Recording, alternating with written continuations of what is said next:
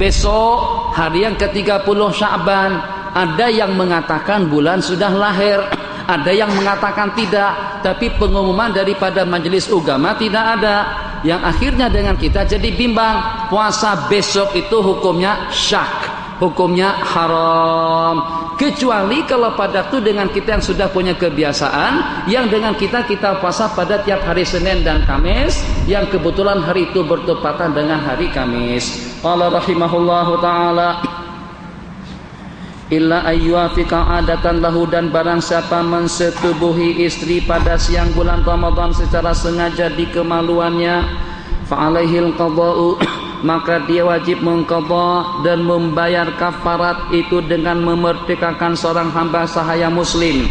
Kalau tidak sanggup, maka dia akan puasa 2 bulan berturut-turut. Kalau tidak sanggup, maka dia dituntut untuk memberi makan kepada 60 orang fakir miskin. Tiap miskin 1 kilo beras. Bagikan 60 kilo beras kepada fakir miskin, tertebus kafarat bersetubuh di siang bulan Ramadan. Itu kalau seandainya bersetubuh pada waktu keduanya masih puasa. Kalau seandainya dengan keduanya tadi itu ada ilmu sedikit, yang walaupun hukumnya haram, tapi ingin mengelak daripada kafarat, mereka buka dulu. Jadi sebelum mereka buat kerja bakti, tahu nggak baca bahasa kerja bakti? Sebelum dengan mereka buat kerja, ternyata dengan keduanya minum air dulu. Istri batal, suami batal. Selepas batal kedua-duanya, terus mereka buat kerja. Itu tidak kena kafarat. Cukup dengan mengqadha 1 hari saja tanpa ada kafarat yang dikeluarkan. Jadi yang kena kafarat tadi itu macam mana? Kalau kedua-duanya membatalkan puasa dengan bersetubuh. Jelas? Tidak jelas? Tak boleh dijelaskan lebih daripada itu. Haram lebih jelas daripada itu. Yaqulu rahimahullahu ta'ala, selesai. Wasyaikhul harimu, sementara dengan orang yang sudah tua, idza ajasa anis saumi, apabila tidak sanggup melaksanakan puasa, boleh saja tidak puasa dengan memberi makan tiap hari 1 mud. Diingat, mud 1 hari, 2 hari 2 mud, 3 hari 3 mud atau 3 kilo. Diingat, itu dikeluarkan tiap hari atau sekaligus serentak dikeluarkan pada hari yang ke-30. Tak boleh dengan kita mengeluarkan sebelumnya, sebab waktunya masih belum masuk. Bila kita dituntut untuk kita membayar mud, untuk kita membayar kafarat, kita dituntut untuk kita membayar kafarat kalau harinya sudah berlalu. Hari ini tadi saya tak puasa sebab karena udzur, karena tua.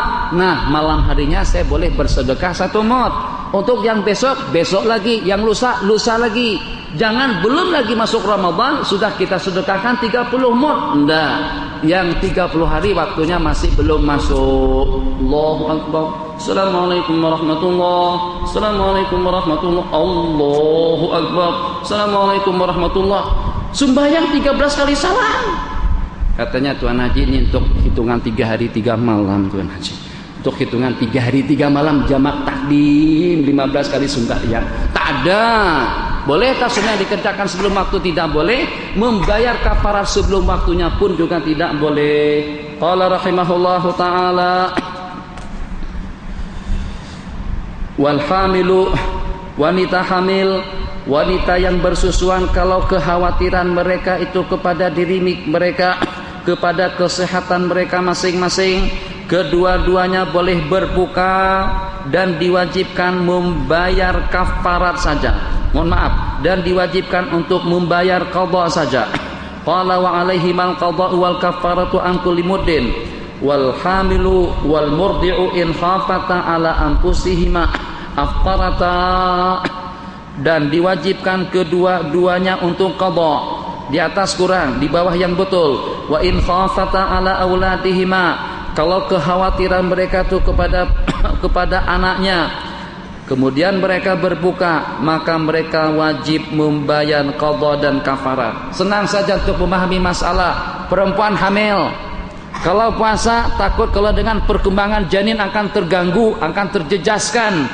Oke, tidak puasa. Nanti selepas dia melahirkan, puasa tersebut wajib diqadha. Apakah kira-kira wajib selain daripada qadha bayar kafarat? Wajib kalau yang dikhawatirkan janin atau kandungan. Tapi kalau kekhawatirannya pada waktu itu adalah kesehatan dia sendiri, dia boleh tidak puasa dan wajib diqadha di lain kesempatan, kafarat tidak harus dikeluarkan. Macam itu juga dengan ibu yang sedang bersusuan. Kalau kekhawatirannya kepada kesehatan, buka puasa cukup diqadha di lain waktu. Kalau kekhawatirannya kepada janin, takut kalau air susu tidak cukup, boleh tak puasa tapi diqadha tambah dengan kafarat 1 mud. Jelas. Qala rahimahullahu taala, orang sakit, orang musafir, perjalanan yang cukup boleh berbuka puasa dan diqadha di lain kesempatan. Paslun, cukup waktu masuk izinkan 3 menit. Wal ihtikafu sunnatun mustahabbah, dan beriktikaf itu hukumnya sunat dan dia mempunyai 2 syarat. Syarat yang pertama itu adalah niat. Yang belum niat, niatkan dari sekarang. Nawaitul i'tikafa fi hadha muddata baqa'i fihi. Sengaja aku beriktikaf di Masjid Bukhari selama aku berada di dalamnya. Jadi selama kita berada di sini mengalir pahala i'tikaf dalam lembaran dokumen kita. Yang kedua, al-lubsu, berhenti. Tak cukup kalau hanya setakat melintas dari pintu gerbang sana ke pintu gerbang sini. Jadi kita masuk daripada pintu gerbang sana, niat i'tikaf, berhenti sejenak, yang walaupun hanya dalam beberapa detik. Selepasnya itu baru kita keluar. Kita sudah mendapatkan pahala beriktikaf. Qala wala yakhruju minal i'tikafi al-manzuri, dan tidak dibenarkan keluar daripada i'tikaf yang dinazarkan kecuali karena hajat, seperti buang air besar dan kecil, atau uzur seumpama haid, seumpama sakit yang dengan dia tidak mungkin untuk berada di dalam masjid. Wa yabtulul i'tikafu bil waqti. Masuk waktu isya belum? Masih ada berapa menit?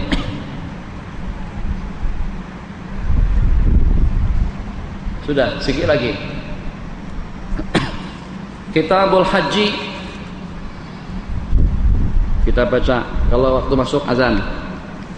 Wa syaraitu wujubil haji, dan syarat-syarat yang diwajibkan dalam rangka melaksanakan ibadah haji ada 7. Islam, balik, akal, merdeka, ada biaya perongkosan, dan juga dengan kendaraan yang selesa.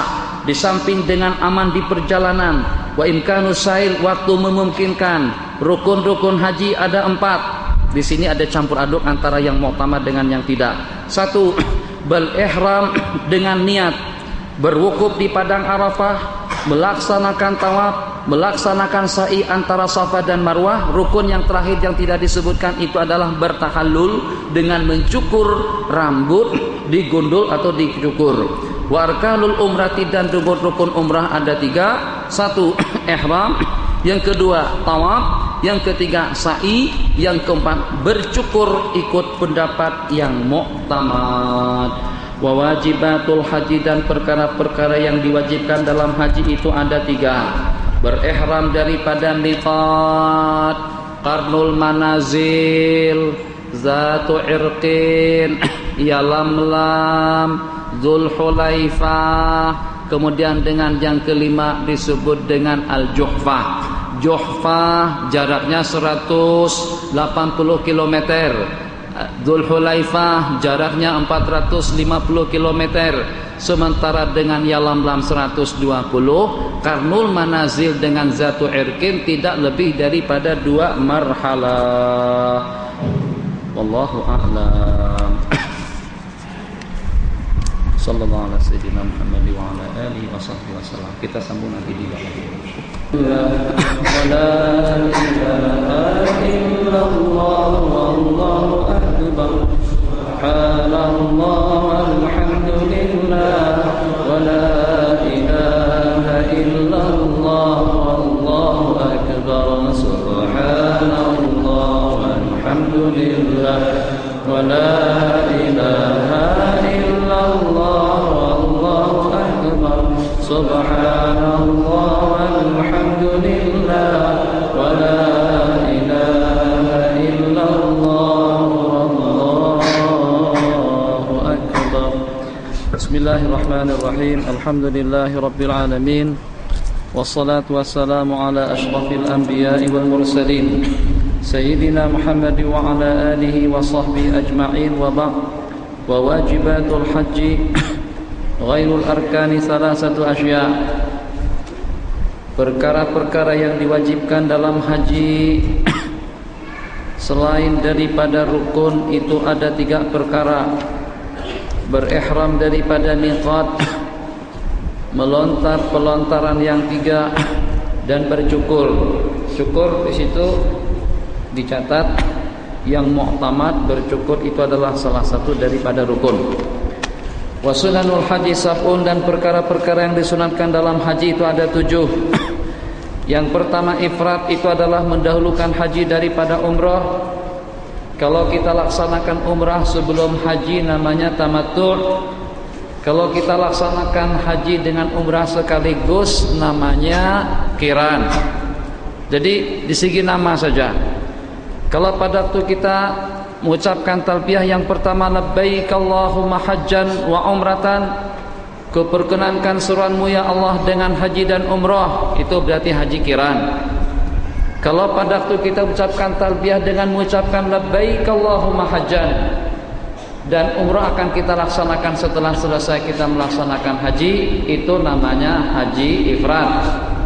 Kalau kebetulan dengan kita melaksanakan umrah terlebih dahulu dengan labbaik Allahumma umratan, selepas umrah baru kita berniat haji, itu namanya haji tamattu'. Jadi daripada 3 bagian yang kita sebutkan tadi, yang paling afdal itu adalah haji ifrad, kemudian haji qiran, kemudian baru dengan haji tamattu'. Qala wa talbiyatu labbaik Allahumma labbaik labbaik la syarika laka labbaik, hukumnya sunat.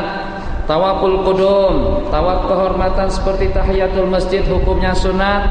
Wal mabitu bi Muzdalifah, bermalam di Muzdalifah, hukumnya sunat. Yang mu'tamad hukumnya wajib, itu juga dicatat. Mabit di Muzdalifah salah satu daripada wajib haji, salah satu daripada perkara wajibnya. Kalau kita tinggalkan, kita akan dikenakan denda dengan 1 ekor kambing. Wa raka'at tawafi, dan dengan melaksanakan 2 rakaat sunat tawaf. Wal mabitu bi Mina, yang mu'tamad mabit di Mina hukumnya wajib. Wa tawaful wada', yang mu'tamad hukumnya wajib. Jadi yang disebutkan di sini sunat ikut pendapat dahulu. Ini dia rahasianya, yang seumpama kita tidak dibenarkan mempelajari kitab-kitab ulama kita dahulu, seperti dengan kitab Al-Wajiz, seperti dengan kitab Allahumma shalli ala sayyidina Muhammad, seperti dengan kitab At-Tanbih, seperti dengan kitab Al-Muhadzab, seperti dengan kitabnya Imam Ghazali Al-Wajiz, Al-Basit, Al-Wasit, Al-Khulasa. Sebab dengan kita masih belum tahu mana dengan pendapat yang mu'tamad, mana yang tidak. Tapi kalau pada waktu kita mempelajari kitab-kitab daripada abad yang kelima dan seterusnya, insyaallah kita akan didadahkan dengan pendapat-pendapat yang mu'tamad. Qala rahimahullahu ta'ala wa yatajarradur rajulu, dan dengan laki-laki menanggalkan pakaiannya pada waktu ihram daripada segala pakaian yang mengurung. Anil makhid, yang berjahit. Wa yalbasu izara, dia memakai selendang di atas, rida di bawah. Dia memakai selendang, rida di atas, izar di bawah. Abyadaini, yang kedua-duanya berwarna putih. Faslun, dan diharamkan kepada seorang muhrim 10 perkara. Memakai pakaian yang berjahit. 2. Menutup kepala daripada laki-laki. 3. Menutup muka daripada perempuan. Ingat, perempuan tidak boleh pakai maskar. Apa maskar disebut? Bukan purda, bukan. Yang di hospital kadang-kadang. Itu selalunya jemaah dari Indon. Jemaah Malaysia jarang. Jemaah dari Indon. Oh, memangnya Mekah tuh bawa kotoran. Wabah penyakit dari mana? Kalau seandainya ada pun, kalau seandainya dibolehkan pun, tetap tak layak pada waktu kita masuk ke Masjidil Haram, pada waktu kita masuk ke Masjid An-Nabawi, yang dengan kita menutup hidung. Kenapa? Jaga perasaan orang lain. Kita sedang berada di tempat yang paling mulia. Inna awwala baitin wudi'a lin-nasi lalladzi bi Bakkah mubarakah. Begitu keterangannya daripada Al-Qur'an. Kalau kita ingin mulia, kalau kita ingin dihormati, kalau kita ingin mendapatkan sanjungan daripada segenap lapisan umat, sanjungan daripada makhluk-makhluk Allah yang di langit, muliakan tempat-tempat yang mulia. Coba dengan kita kembali dengan kehidupan salafun saleh yang dengan mereka pada waktu mereka berada di Mekah, ada dengan sebagian daripada mereka yang tidak pernah menunaikan hajat, ada dengan sebagian daripada mereka yang keluar tanah haram terlebih dahulu, ada di antara daripada mereka yang tidak pernah naik kendaraan. Kenapa tuh guru sampai tidak menunggang tunggangan dan kendaraannya pada waktu sedang berada di Masjid Nabawi? Jadi beliau mengatakan, tidak sepatutnya dengan telapak kudaku berpijak di atas bumi yang di bawahnya terdapat jasad Sayyiduna Rasulullah SAW. Peradaban Islam yang semacam itulah yang dijaga dan yang diperhatikan oleh ulama-ulama kita dahulu, sehingga sampai kepada detik kita sekarang nama mereka tetap harum, peninggalan daripada mereka dimanfaatkan, warisan daripada mereka kita pelajari. Qala wal wajhu minal mar'ati wa tarjilus sya'ri, tarjiluh pakai titik, tarjilus sya'ar menyisir atau menyikat rambut, wa halquhu dan mencukurnya, wa taqlimul adhafiri dan memotong kuku. Tarjilus sya'ar itu ditambah hukumnya haram kalau seandainya dikhawatirkan rambut akan luruh, rambut akan copot. Tapi kalau seandainya pada waktu kita menyikat rambut, pada waktu kita menyisir rambut dan janggut, tidak ada kekhawatiran rambut kita akan luruh, hukumnya makruh.